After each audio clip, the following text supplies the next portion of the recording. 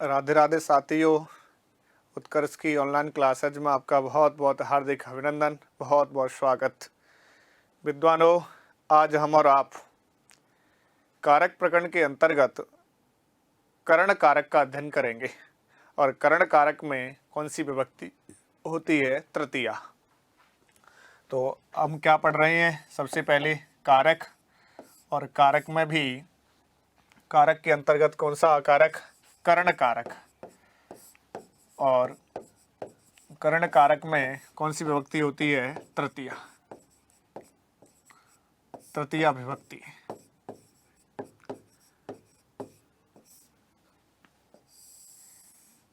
अब देखेंगे सबसे पहले हमारा करण कारक का प्रथम सूत्र है साधकतमं करणम।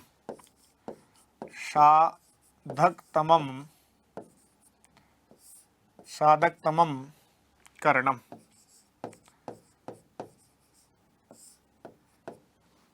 और सबसे पहले साधकतमं करणम क्या है?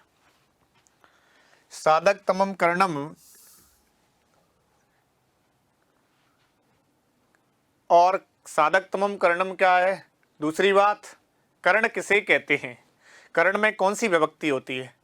कि जिसके बिना कोई कार्य निष्पन्न नहीं हो, जिसके बिना कोई कार्य निष्पन्न नहीं हो, या जो साधक का काम करे उसे करण कहते हैं। और करण में कौन सी विभक्ति होती है? तृतीया। करण में कौन सी विभक्ति होती है? तृतीया। तो सबसे पहले साधकतमं करणम, यह कर्ण संज्ञा विधायक सूत्र माना जाता है। कर्ण संज्ञा विधायक सूत्र कौन सा है? साधकतमं करणम। क्योंकि कर्ण नाम किसने दिया? किसने दिया? साधकतमं करणम ने। प्रश्न आ जाएगा कर्ण संज्ञा विधायक सूत्रम अस्ति, तो आप क्या जवाब दोगे? साधकतमं करणम। अगला कर्तृकरणयो तृतीया। कर्तृकरणयो तृतीया। कर्तृकरणयो तृतीया। तो यहाँ कर्ता, अनुक्त कर्ता और कर्ण में कौन सी विभक्ति हो जाती है? तृतीया। तो यहाँ कर्ण में कौन सी विभक्ति हो जाती है? तृतीया। तो सबसे पहले यह तृतीया विभक्ति विधायक सूत्र माना जाता है। तो इधर बात समझने की यह हुई कि यह तृतीया विभक्ति विधायक सूत्र माना जाता है।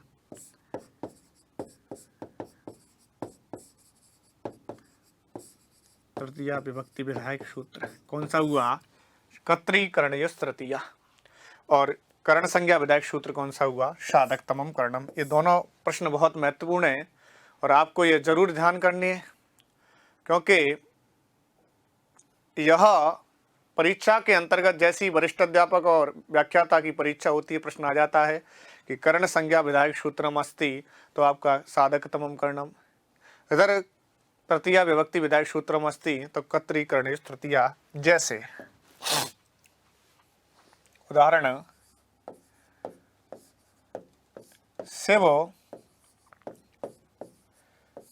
वली से, शिव कलम से पत्र लिखता है। शिव कलम से पत्र लिखता है। वली से नहीं आएगा। शिव कलम से पत्र लिखता है, हमारा वाक्य यह है। अब सबसे पहले शिव हमारा यहाँ क्या है? कर्ता। यह आपको समझनी चाहिए। शिव हमारा कर्ता है और लिखना हमारी क्या है? क्रिया। क्योंकि कर्ता के अनुसार ही क्रिया का प्रयोग किया जाता है। कर्ता के अनुसार ही क्रिया का प्रयोग किया जाता है, क्योंकि जैसो मेरो कर्ता होगो वैसी मेरी क्रिया होगी। आपका कर्ता एक वचन है तो क्रिया कैसी होगी? एक वचन। तो उसी प्रकार शिव लिखता है। शिव लेखन रूपी क्रिया के माध्यम से किसको चाह रहा है, या उसे अच्छा क्या लग रहा है? पत्र। अच्छा क्या लग रहा है? पत्र। तो पत्र हमारा क्या हो गया? कर्म। पत्र हमारा क्या हो गया, कर्म।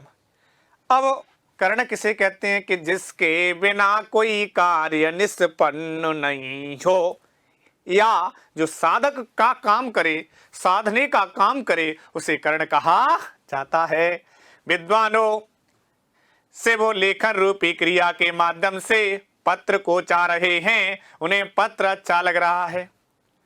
अब पत्र को हम किसी के पास कोरा भेजेंगे, किसी उसमें कुछ लिखेंगे नहीं, तो सामने वाला क्या समझेगा, कुछ भाव नहीं समझ पाएगा। तस्से वो लेखन क्रिया के माध्यम से पत्र को चाह रहा है, पत्र हमारा कर्म हो गया। और पत्र में लिखने के लिए किसकी आवश्यकता पड़ेगी, कलम की। तो कलम हमारा क्या हो गया, कर्ण हो गया। क्योंकि जिसके बिना कोई कार्य निष्पन्न नहीं हो, कलम के बिना हम पत्र में कुछ लिख सकते नहीं है।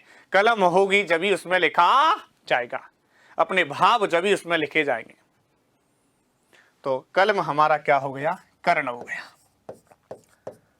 और कर्ण में कौन सी विभक्ति हो जाती है, तृतीय। जैसे शिवः शिवः कलमेन, शिवः कलमेन पत्रम लिखति। शिव कलम से पत्र लिखता है। हमारे लिए यह वाक्य अधिकांश से अनुवाद करने के लिए पूछ लिया जाता है कि शिव कलम से पत्र लिखता है, इत्यस्मिन् वाक्य अनुवादम कुरु। इस वाक्य का अनुवाद करो। अब दूसरा वाक्य, रामः वसयानेन, रामः बसयानेन गच्छति। राम बस से, किसके माध्यम से, बस से जाता है। राम बस से जाता है, राम जाता है। रामः इस तरह भी बना सकते इसको, रामः ग्रामम बसयानेन गच्छति। राम गांव को बस से, बस के माध्यम से जाता है। तो गांव जाने के लिए किसकी आवश्यकता पड़ेगी, बस की। गांव पहुंचना है तो बस, जैसे यहाँ यह लिख सकते हैं, रामः ग्रामम बसयानेन गच्छति। तो रामः हमारा यहाँ क्या हो गया, कर्ता, और ग्रामम क्या हो गया, कर्म, और बसयानेन क्या हो गया, कर्ण या माध्यम जिसे कहेंगे, जिसके माध्यम से, और गच्छति हमारी क्या हो गई, क्रिया। राम मेरा, राम हमारा एक वचन था, राममः, तो वहां गच्छति भी कैसी आ गया, क्रिया भी एक वचन आएगी। क्योंकि जैसा मेरा कर्ता होगा वैसी मेरी क्रिया होगी। कर्ता एक वचन होगा तो क्रिया भी कैसी होगी, एक वचन होगी। इस तरह रामः ग्रामम बसयानेन गच्छति। राम गांव को बस के माध्यम से जाता है या बस से जाता है।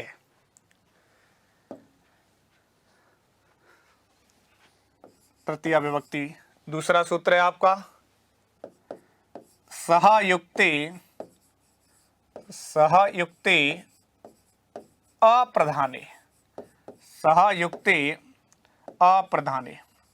विद्वानों मित्रों, यदि द्वितीय तृतीया विभक्ति से संबंधित यदि विद्वान प्रश्न करता है तो उसमें सबसे मोस्ट सूत्र माना जाता है, सबसे महत्वपूर्ण सूत्र है तो कौन सा है, सहयुक्ते अप्रधाने। यहीं से ही रीट में, आरटेट में, वरिष्ठ अध्यापक में और व्याख्याता में प्रश्न पूछ लिए गए हैं। तो आपको इस सूत्र को सबसे ढंग से समझना है। तो यह कह रहा है सह, सहवानी मुख्यतः क्या होता है, साथ, सह, और इसने कहा साकम, और कहा सार्धम, और आपका समम। कितने हो गए, 4। इनका सभी का अर्थ क्या होता है, साथ। सह, साकम, सार्धम, समम के योग में, के योग में, योग में अप्रधान कारक कैसा होना चाहिए, कारक अप्रधान कारक में, अप्रधान कारक में, अप्रधान कारक में कौन सी विभक्ति होती है, तृतीया विभक्ति, तृतीया विभक्ति होती है, तृतीया विभक्ति होती है। विद्वानों सबसे पहले मोस्टली बात है कारक कैसा होना चाहिए, अप्रधान। अप्रधान, इनका योग होना चाहिए। सबसे मोस्टली तो क्या, सह, उसके सह, साकम, साधम, समम, इन चारों में से किसी का भी योग हो सकता है। सह माने सात, साकम, साधम, सम के योग में कारक कैसा होना चाहिए, अप्रधान। जब कौन सी विभक्ति होगी, तृतीया विभक्ति होती है। यह आपको जरूर ध्यान करना है। 2012 में हुआ, यहां से प्रश्न आया, सहयोगे विभक्ति ही भवति, सहयोगे विभक्ति ही भवति, सह के योग में विभक्ति होती है। यहां से प्रश्न आया। अब आपको जवाब देना है, प्रथमा, द्वितीया, तृतीया या षष्ठी। सहयोगी विभक्ति भवति, बताइए सह के योग में कौन सी विभक्ति होती है, तो सह के योग में कौन सी विभक्ति होगी, तृतीया। तो हमारा उत्तर कौन सा सही हो जाएगा, यह। इस तरह यहां से प्रश्न आता है, सह, साकम, साधम, समम के योग में कौन सी विभक्ति होती है, तृतीया। आपको जवाब देना होगा। अब उदाहरण के माध्यम से समझेंगे। रामः सीतया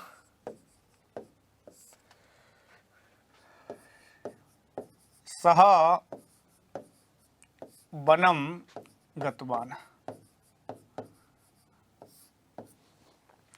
राम सीता के साथ वन को गए। यह इसका हिंदी में अनुवाद हो गया। राम किसके साथ, सीता के साथ वन को गए।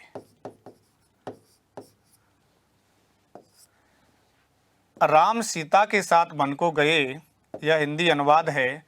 विद्वानो रामः यहाँ मेरा क्या है, कर्ता। राम यहाँ क्या है, कर्ता। उधर गतवान शब्द में गम धातु और कितवतु प्रत्यय के माध्यम से गतवान शब्द बन गया, क्रिया के रूप में यहाँ प्रकट किया है, प्रयोग किया है। तो इधर यह बहुत इंपॉर्टेंट है। गतवान में कौन सी धातु हो गई, गम धातु, और कितवतु प्रत्यय करने के बाद में कौन सा बन जाता है, गतवान। क्योंकि जब हमें शब्द के बीच में अधिकांशतः तब टव नव दिखाई देगा तो वहां कितवतु प्रत्यय का प्रयोग किया जाता है। गतवान, गतवती, गतवत। यहाँ गतवान जो शब्द प्रयोग हुआ है पुल्लिंग में, गतवान गतवती स्त्रीलिंग में, और गतवत का प्रयोग नपुंसक लिंग में किया जाता है। जैसे पठितवान, पठितवती, पठितवत। पठ धातु से कितवतु प्रत्यय करने पर पठितवान, पठितवती और पठितवत शब्द बन जाता है। तो इस तरह यहाँ कितवतु और गम धातु कितवतु में से शेष क्या रहता है, तवत। ये आपको ध्यान करना है। कितवतु में से शेष क्या रह जाता है, तवत। क्योंकि ऊ की उपदेश से अजनुनासिक से संज्ञा, तस्य लोप से लोप, और क का लसक को तद्य से और से संज्ञा, तस्य लोप से लोप, तवत शेष रहता है। तो अब इधर सीतया, सीतया आपका क्या हो गया, करण। और सबसे पहले बात मोस्टली यह सीतया करण हो गया, और इसको अप्रधान कारक भी कहेंगे। कैसा, क्योंकि विद्वान ने कहा अप्रधान होना चाहिए। सह, साकम, साधम, समम के योग में अप्रधान कारक होगा जब भी कौन सी विभक्ति होगी, तृतीया। तो रमा रमे रमः, रमाम रमे रमः, रमया, ऐसे ही सीतया। क्योंकि सीता शब्द आकारांत स्त्रीलिंग है, रमा शब्द आकारांत स्त्रीलिंग है, रमा के अनुसार ही सीता के रूप चलते हैं। और अप्रधान के कारण सह का योग, किसका योग हो गया, सह का। और वनम में कौन सी विभक्ति हो गई, द्वितीया। वनम में कौन सी हो गई, द्वितीया। और इसे कर्म कारक भी कहा जाता है। कौन सा कारक कहा जाता है, कर्म कारक। यह आपका वाक्य था। यह हिंदी अनुवाद के लिए भी पूछ लिया जाएगा, ध्यान करें। और वाक्य दे करके भी ऐसे प्रश्न कर सकता है। जैसे दूसरा, पिता पिता, प्रश्न को ध्यान से समझना, पुत्रेण सह आगत। पिता पुत्रेण सह आगत, क्योंकि प्रश्न कहां से आएगा और कैसा आएगा? प्रश्न ऐसा आएगा, जवाब कौन देंगे? आप मेरे विद्वानों, विदुषियों, आप जवाब देंगे।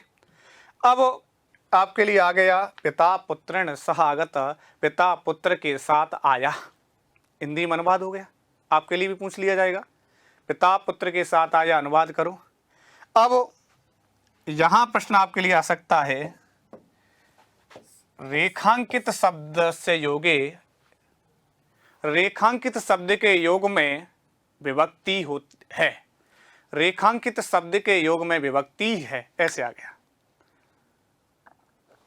तो ऐसे भी प्रश्न कर सकता है आपके लिए। तो आपको सीधा समझ लेना चाहिए कि सह के योग में कौन सी विभक्ति होती है? तृतीया। तो ऑप्शन में दे रखा है प्रथमा, प्रथमा, दूसरा द्वितीया, तीसरा सप्तमी और चौथा तृतीया। तो क्या जवाब दोगे आप? तृतीया। क्या जवाब दोगे? तृतीया। क्योंकि पिता पुत्रेण सह आगत, सह के योग में कौन सी विभक्ति होती है? तृतीया। अब मेरे साथियों, इस तरह प्रश्न कर ले, मानो सह न टिक करके विद्वान कर दे इसको, इन्होंने कर दिया पुत्रेण। क्या कर दिया? पुत्रेण। और पुत्रेण का योग करने के बाद में पूछा कि पिता पुत्रेण सह आगत इत्यस्मिन् वाक्ये पुत्रेण शब्दे विभक्ति अस्ति, पुत्रेण शब्द में विभक्ति है, या रेखांकित शब्दे विभक्ति अस्ति। सह रेखांकित न करके पुत्र शब्द को रेखांकित कर दे तो आप क्या जवाब दोगे? फिर भी क्या जवाब होगा? पुत्रेण, क्योंकि रामेण पुत्रेण। इस तरह यहां से प्रश्न बनने की संभावना जताई जाती है। अगला बहुत महत्वपूर्ण सूत्र, यहां से एनांग विकार, एनांग विकार हो, यहां से रेखांकित रिक्त स्थान की पूर्ति करवाने के लिए प्रश्न पूछ लिए जाते हैं, या शुद्धिकरण के लिए भी प्रश्न पूछ लिए जाते हैं। तो अपन को ध्यान करना है, शुद्धिकरण के लिए प्रश्न आए तो कैसे जवाब देंगे, देखेंगे, समझेंगे। सबसे पहले एनांग विकार का जब हम पदच्छेद करेंगे, एन अंग और विकार, एन अंग विकार, यह हुआ। एन का मतलब होता है जिस अंग के माध्यम से प्राणी के विकार को दिखाया जाए, उस अंग में तृतीया विभक्ति होती है। एन, एन अंगेन विकृतेन अंगेन विकारः लक्ष्यते तत्र तृतीया स्यात्। जिस अंग के माध्यम से प्राणी के विकार को दिखाया जाएगा, उस अंग में ही कौन सी विभक्ति होगी? तृतीया विभक्ति होगी उस अंग में, आपको ध्यान करना है। दूसरी परिभाषा, अंगवाची के योग में भी तृतीया विभक्ति का प्रयोग किया जाता है। तो जिस अंग के माध्यम से, जिस अंग के माध्यम से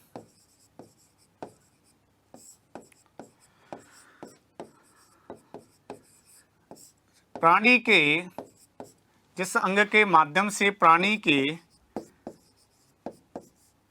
विकार को दिखाया जाएगा,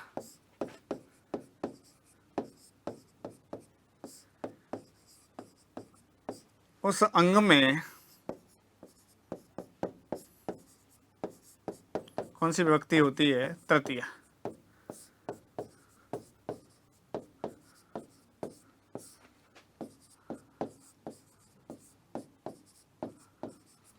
जिस अंग के माध्यम से प्राणी के विकार को दिखाया जाएगा, उस अंग में कौन सी विभक्ति हो जाएगी? जिस अंग के माध्यम से प्राणी के विकार को दिखाया जाएगा, उस अंग में ही तृतीया विभक्ति का प्रयोग किया जाएगा, या अंगवाची के योग में भी तृतीया विभक्ति होती है। जैसे जैसे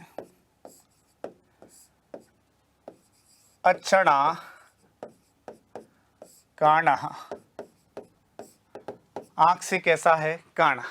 अक्षणा काणः, आंख से कैसा है काणा।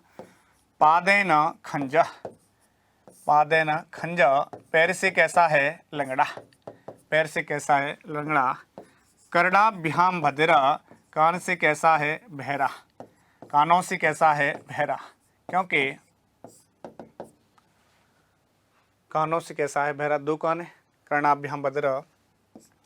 सिरसा खलवाट, सिर से कैसा है गंजा, सिरसा खलवाट, सिर से कैसा है गंजा।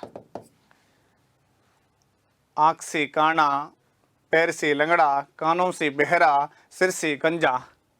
यह अंगवाची के योग में ही यहाँ आँख में तृतीया विभक्ति, पैर में तृतीया विभक्ति, कान में तृतीया विभक्ति, सिर में तृतीया विभक्ति का प्रयोग किया गया है। अब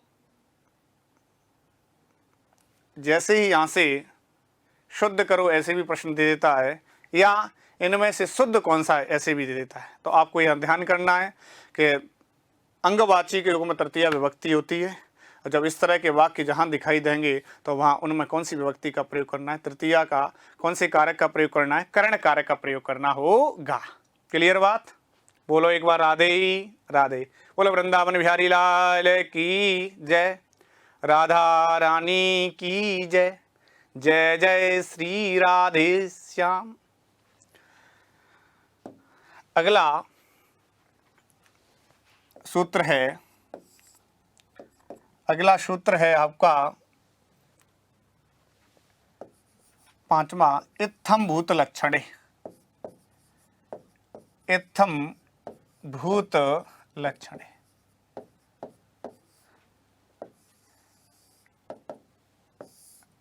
इत्थम भूत लक्षणे को समझेंगे। यह क्या कहता है? वह इस प्रकार का है, या ऐसा लग रहा है, या किसी लक्षण या चिन्ह का दिखाई दे रहा है, उसमें कौन सी विभक्ति हो जाएगी? तृतीया। हम और आप प्रतीत कर लेते हैं, जैसे सुबह सुबह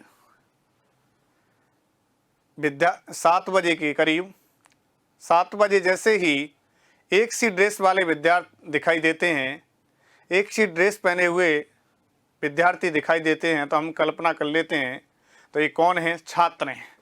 गणवेश से क्या प्रतीत कर लेते हैं? छात्र। मानो किसी ने क्या है जटाएं रखा रखी हैं, तो जटाओं से प्रतीत कर लेते हैं तपस्वी होगा। हम कल्पना के माध्यम से, किसी लक्षण के माध्यम से, किसी चिन्ह के माध्यम से, या वह इस प्रकार का है या ऐसा लग रहा है, ऐसे प्रतीत करते हैं, वहाँ कौन सी विभक्ति हो जाती है? तृतीया विभक्ति। तो इसका मतलब हुआ वह इस प्रकार का है, वह इस प्रकार का है, या ऐसा लग रहा है, ऐसा लग रहा है, किसी लक्षण या चिन्ह का दिखाई देना, चिन्ह दिखाई दे रहा है,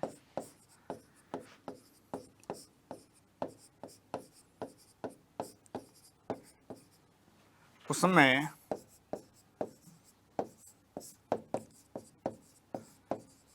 तृतीया विभक्ति होती है।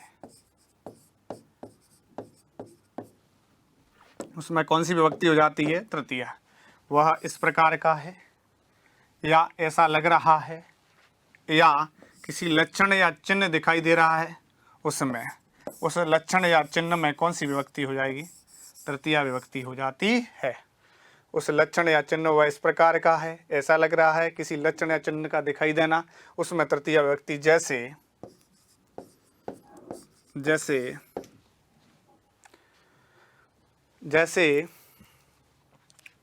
गणवेशेन छात्र,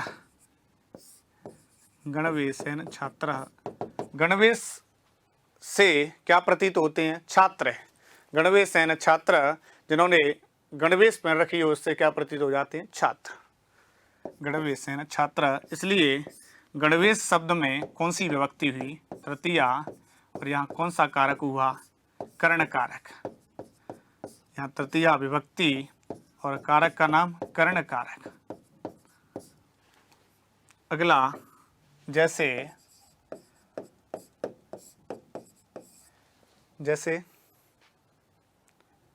जटा भी तापसः। जटा भी तापसः। जटा भी शब्द में कौन सी विभक्ति हुई? तृतीया, क्योंकि जटाओं से तपस्वी प्रतीत हो रहा है। जटाओं से क्या लग रहा है? तपस्वी लग रहा है। इसलिए लग रहा है, लक्षण दिखाई दे रहा है, कोई चिन्ह दिखाई दे रहा है, उसमें कौन सी विभक्ति हो जाएगी? तृतीया। कौन सी विभक्ति हो जाएगी? तृतीया। इस तरह शिखया पंडितः। शिखया पंडितः, शिखा से क्या प्रतीत हो रहा है? पंडित। तो शिखा शब्द में कौन सी विभक्ति हो गई? तृतीया, क्योंकि रमया शिखया। शिखा, क्योंकि आकारांत स्त्रीलिंग हो गया शिखा, इसलिए रमा रमे रमः, शिखा शिखी शिखा। तो इधर शिखया, उधर रमया, तो यहाँ शिखया में तृतीया विभक्ति और कर्ण कारक का प्रयोग हुआ। शिखाओं से पंडित प्रतीत होता है। तो इस प्रकार किसी लक्षण और चिन्ह का दिखाई देना होगा, वहां तृतीया विभक्ति का प्रयोग किया जाएगा। क्लियर विद्वानों? अगला सूत्र है हेतु। अगला सूत्र है हेतु।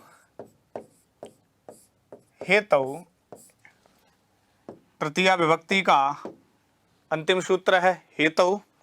और हेतु का शाब्दिक अर्थ क्या होता है? जब हेतु या कारण,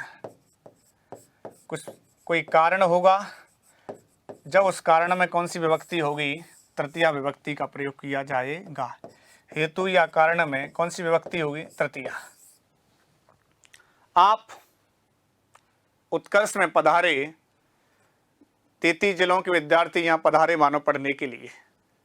तो आप यहाँ पढ़ने के लिए पधारे हो, तो आपका उद्देश्य क्या है? अध्ययन करना।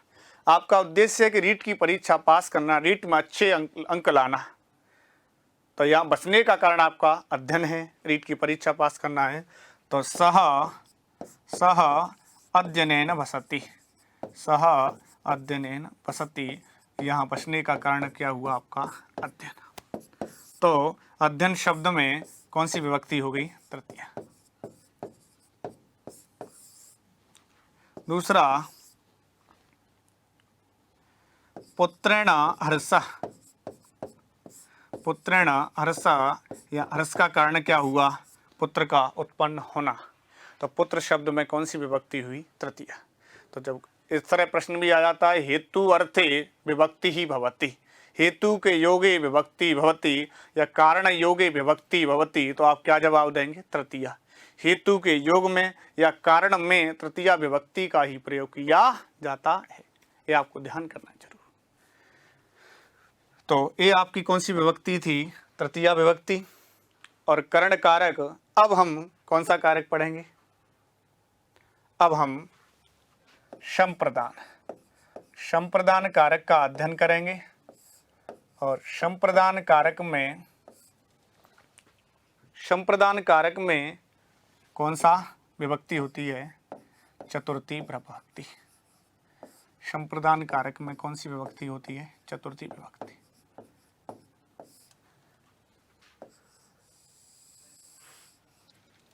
सबसे पहले संप्रदान किसे कहते हैं?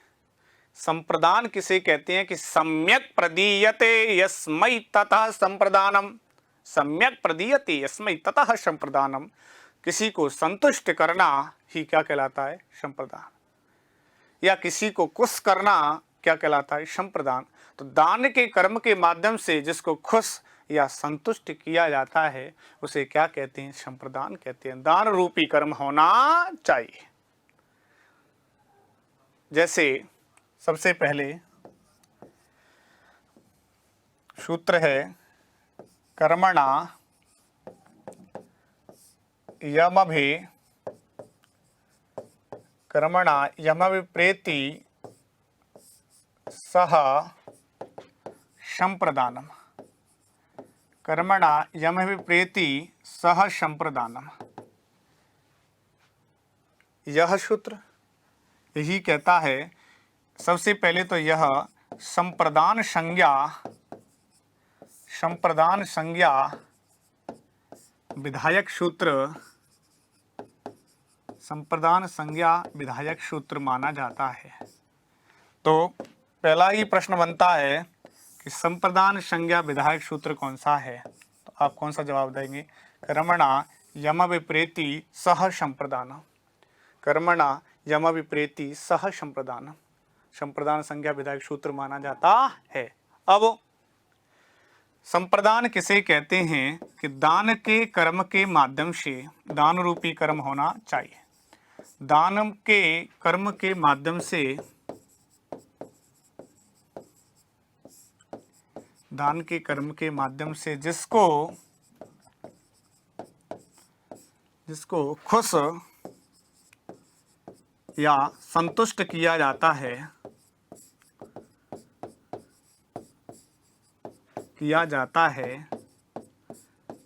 उसे संप्रदान कहते हैं।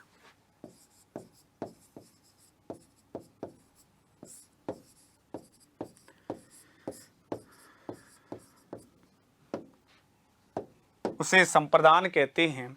दान के कर्म के माध्यम से दान रूपी कर्म होना चाहिए, जिसको सबसे पहले दिमाग में रखो, जिसको खुश करेंगे, जिसको खुश या क्या करेंगे, संतुष्ट किया जाता है, उसे क्या कहेंगे? संप्रदान। उसे क्या कहेंगे? संप्रदान। तो दान के कर्म के माध्यम से, दान रूपी कर्म के माध्यम से जिसको, आपको सबसे बड़ी बात ध्यान में करनी है, जिसको खुश किया जाता है उसमें संप्रदान कहेंगे। और संप्रदान में अगला सूत्र है, कौन सी विभक्ति होती है? चतुर्थी। तो अगला सूत्र है चतुर्थी संप्रदाने। चतुर्थी संप्रदाने, यह आपका चतुर्थी विभक्ति विधायक सूत्र माना जाता है। तो चतुर्थी विभक्ति हमने 3 पढ़े, तीनों सूत्र पढ़े। यह कौन सा हो गया? चतुर्थी विभक्ति विधायक सूत्र, विधायक सूत्र। प्रश्न आ जाए चतुर्थी विभक्ति विधायक सूत्र कौन सा माना जाता है, तो आप जवाब देंगे कि चतुर्थी विभक्ति विधायक सूत्र कौन सा माना जाता है? चतुर्थी संप्रदान है। इन्होंने कहा संप्रदान में चतुर्थी विभक्ति होती है। इसने क्या कहा? संप्रदान में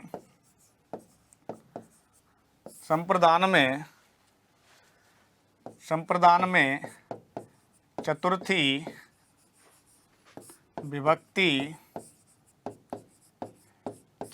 विभक्ति होती है।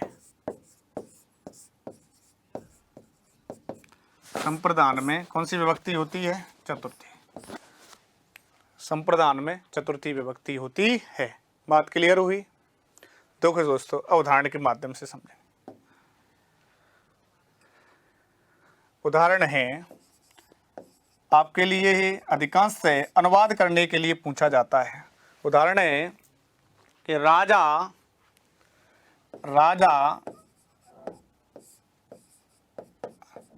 ब्राह्मण के लिए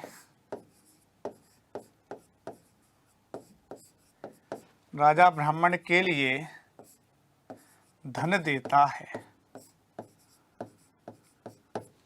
राजा ब्राह्मण के लिए धन देता है। अब सबसे पहले राजा मेरा का है कर्ता, राजा हमारा का है कर्ता, क्योंकि अपने कार्य को करने में जो स्वतंत्र होता है उसे क्या कहा जाता है? कर्ता। तो राजा क्या हुआ? कर्ता हुआ, और देना क्या हुई? क्रिया। तो राजा देने की क्रिया के माध्यम से किसको चाह रहा है? धन को। उसको अच्छा क्या लग रहा है? धन। तो अभी संप्रदान किसे कहा गया? कि दान रूपी कर्म के माध्यम से, दान रूपी कर्म के माध्यम से, पीछे चलेंगे एक बार, क्या कहा? दान के कर्म के माध्यम से जिसको खुश किया जाएगा, दान रूपी कर्म के माध्यम से जिसको खुश किया जाएगा उसे क्या कहेंगे? संप्रदान। तो राजा धन देने के माध्यम से या धन के माध्यम से किसको खुश कर रहा है? ब्राह्मण को। और जिसे खुश या संतुष्ट किया जाता है उसे ही क्या कहा जाता है? खुश या संतुष्ट किया जाता है उसे ही संप्रदान कहा जाता है। तो राजा धन के माध्यम से, धन देने के माध्यम से ब्राह्मण या विप्र को खुश कर रहा है और खुश करने वाले को ही संप्रदान कहा जाता है। और संप्रदान में चतुर्थी विभक्ति होती है। जैसे इधर राजा, राजा, राजानऊ, राजान, राजा हमारा क्या है गो? कर्ता। और राजा में कौन सी विभक्ति हो गई? प्रथमा। राजा में आपकी कौन सी विभक्ति हो गई? प्रथमा। राजा किसके लिए? ब्राह्मण के लिए। कुछ धन के माध्यम से कौन हो रहा है? ब्राह्मण। तो कौन सी विभक्ति हो जाएगी? चतुर्थी। राजा विप्राय रामाय।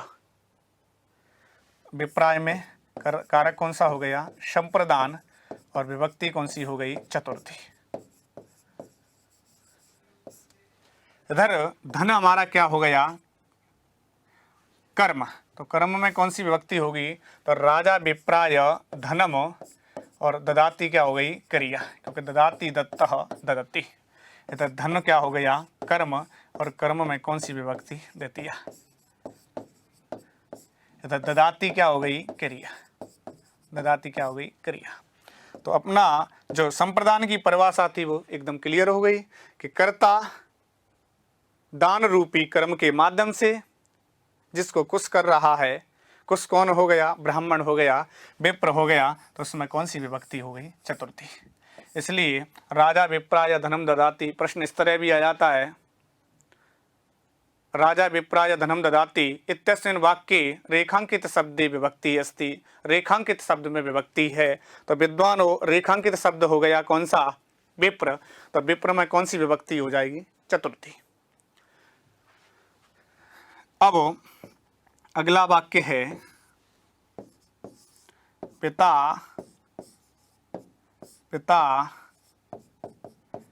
पुत्राय फलम ददाति। पिता पुत्र के लिए फल देता है। पिता पुत्र के लिए क्या दे रहा है? फल।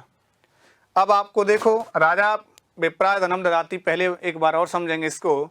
यहाँ धनम क्या हो गया? कर्म। धनम क्या हो गया? कर्म। कर्म में कौन सी विभक्ति? द्वितीया।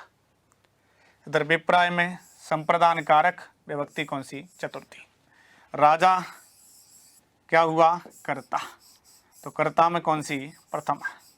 कर्ता में कौन सी? प्रथमा, क्योंकि धनम में भी कौन सी हुई है? द्वितीया। ददाती क्या हो गई? क्रिया। ददाती क्या हो गई? क्रिया। उसी प्रकार पिता पुत्राय फलम ददाति, पिता पुत्र को किसके माध्यम से कुछ करना चाह रहा है? फल के माध्यम से। फल या मेरा यहाँ क्या है? कर्म है। कि पिता दान रूपी कर्म के माध्यम से, पिता फल रूपी कर्म के माध्यम से किसको कुछ करना चाह रहा है? पुत्र को। तो पुत्र में कौन सी विभक्ति हो जाएगी? चतुर्थी। तो यहाँ पिता भी में कौन सी विभक्ति हुई? पिता में प्रथमा कर्ता, पुत्राय में चतुर्थी, चतुर्थी, और फलम में कौन सी? द्वितीया। और ददाती हमारी क्या हो गई? ददाती आपकी क्या हो गई? क्रिया। इस तरह आपके लिए अनुवाद करने के लिए अधिकांशतः प्रश्न पूछ लिया जाता है। आगे मित्रों, अब आपके लिए बहुत ही महत्वपूर्ण सूत्र, जहाँ से कि वरिष्ठ अध्यापक की परीक्षा, व्याख्याता की परीक्षा, चाहे डीएसएसपी की परीक्षा, चाहे केबीएस की, चाहे रीट और आरटेट, वहाँ से जरूर एक प्रश्न पूछा जाता है। वह सूत्र बहुत ही अति महत्वपूर्ण है और सूत्र का नाम है रुच्यर्थानाम प्रियमाणः। रुच्यर्थानाम प्रियमाणः बहुत अच्छा सूत्र है, जो कि हमें भी बहुत अच्छा लगता है। रुच्यर्थानाम प्रियमाणः बहुत ही वेरी इंपॉर्टेंट मोस्ट सूत्र है ये। यहाँ से प्रश्न जरूर पूछा जाता है कि अनुवाद करो या शुद्ध करो, इस तरह का प्रश्न पूछा जाता है, या रिक्त स्थान की पूर्ति करो। जैसे जैसे सबसे पहले रुच धातु, और रुच धातु कैसी है? आत्मनेपद की। रुच धातु कैसी है? आत्मनेपद की, क्योंकि इसके नीचे आड़ी रेखा है। कहने का मतलब अनुदात्त चिन्ह लगा हुआ है। कौन सा चिन्ह लगा हुआ है? अनुदात्त चिन्ह। अनुदात्त चिन्ह लगा है, इसलिए इन्हें आत्मनेपद की धातु भी कहा जाता है। रुच अर्थानाम, रुचि अर्थक धातुओं का प्रयोग होने पर, रुचि या रुच का रोचक लगना, अच्छा लगना, रुचि अर्थक धातुओं का, रुचि अर्थक धातुओं का प्रयोग होने पर, रुचि अर्थक धातुओं का प्रयोग होने पर, मोस्टली बात है जिससे प्रिय लगे, जिसे प्रिय लगे, और जिसे प्रिय लगे का मतलब होता है प्रियमाण। जिसे प्रिय लगे उसे संप्रदान कहते हैं, उसे संप्रदान कहते हैं।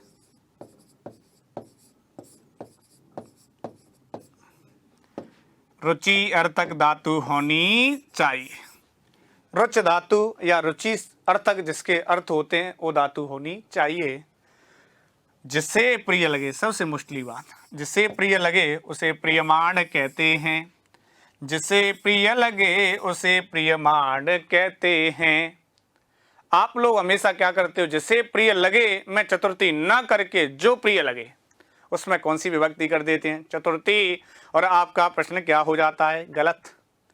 क्योंकि रुच धातु का प्रयोग होगा, जिसे प्रिय लगेगा उसे ही क्या कहेंगे? संप्रदान। उसे ही क्या कहेंगे? संप्रदान। और संप्रदान में कौन सी विभक्ति होती है? चतुर्थी। संप्रदान में कौन सी विभक्ति होती है? चतुर्थी। जैसे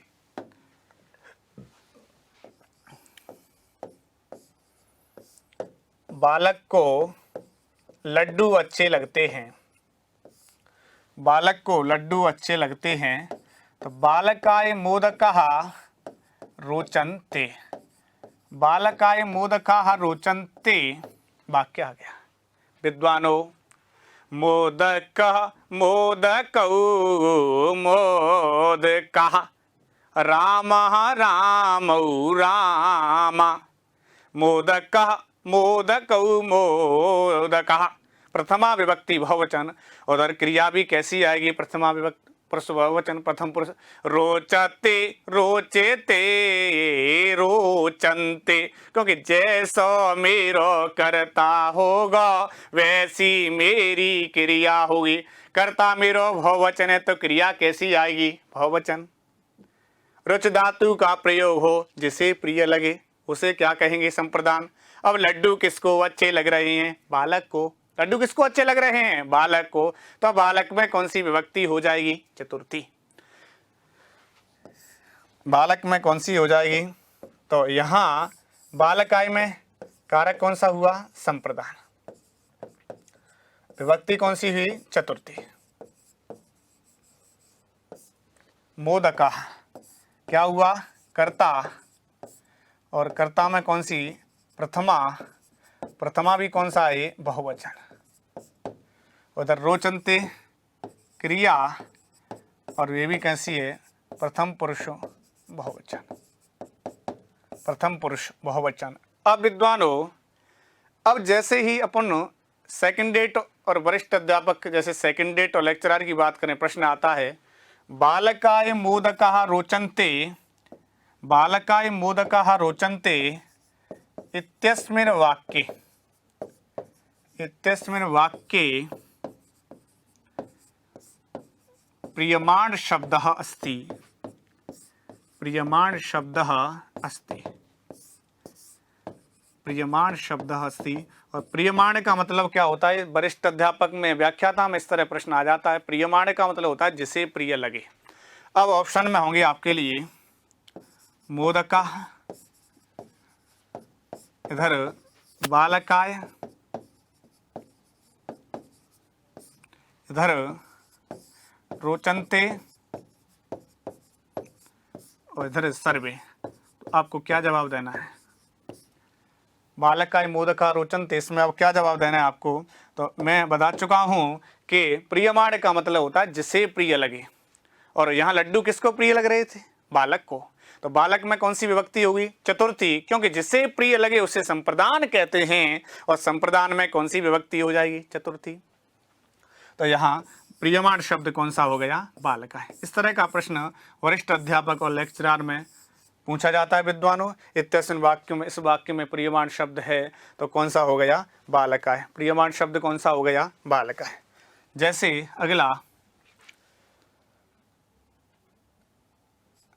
हरये रोचते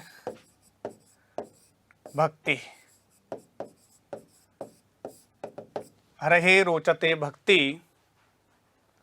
भक्ति किसको अच्छी लग रही है? भक्ति किसको अच्छी लग रही है? हरि को। हरि को भक्ति अच्छी लगती है, क्योंकि रोचते और भक्ति ही उधर कर्ता, भक्ति ही कर्ता, रोचते क्या हो गई? क्रिया, और हरि में कौन सी विभक्ति हो गई? चतुर्थी, क्योंकि जिससे, किसे? हरि। तो हरि को संप्रदान कहेंगे, और संप्रदान में कौन सी विभक्ति हो जाती है? चतुर्थी, क्योंकि हरि शब्द में कौन सी विभक्ति है? चतुर्थी। इसी प्रकार अगला उदाहरण, क्रमेलिकाय, क्रमेलिकाय कंटकः। कंटकः माने होता है कांटे। क्रमेलिकाय कंटकः रोचन्ते। क्रमेलिक माने होता है ऊंट। ऊंट को क्या अच्छे लग रहे हैं? कांटे।